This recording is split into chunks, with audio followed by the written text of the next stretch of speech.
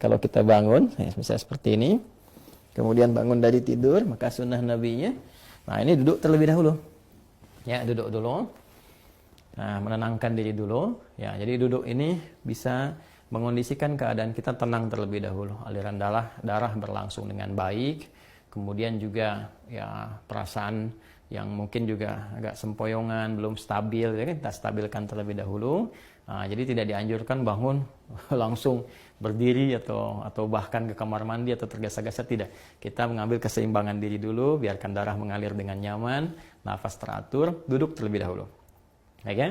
Nah, lantas setelah itu, maka Nabi menuntunkan supaya menghilangkan bekas ngantuk dulu, ya, dengan bagian tangan dari itu. Masaha biadihi min athari naumihi. Jadi kita menghilangkan bekas ngantuknya dengan bagian tangan yang diduga bersih, gitu ya.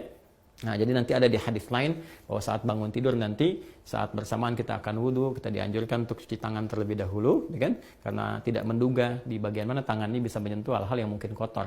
Tapi kita bisa menilai dan menduga dengan kuat di bagian tangan mana yang sekiranya bersih untuk kita gunakan untuk menghilangkan bekas ngantuk. Misal seperti ini, gitu kan? Nah, atau kalau kita duga baik, bersih, kita gunakan seperti ini juga. Nah, apa tujuannya?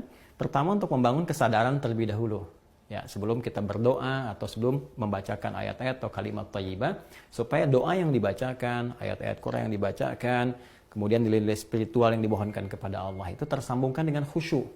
Ya, bisa khusyuk, bisa benar, terasa dalam jiwa. Karena beda rasanya ketika Anda bangun tidur masih ngantuk berdoa misalnya.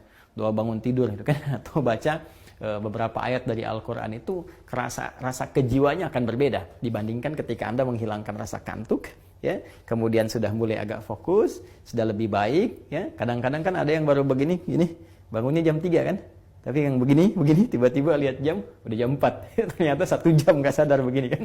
Nah, karena itu tidak dalam jeda yang lama, nggak pakai lama, jadi duduk, kemudian hilangkan bekas kantuknya, seperti ini, ya, bisa demikian. Setelah kita duga cukup baik, kita hilangkan bekas ngantuk, maka di Sunan Abu Daud tadi menunjukkan kepada kita membaca 10 ayat penutup di surah Ali Imran.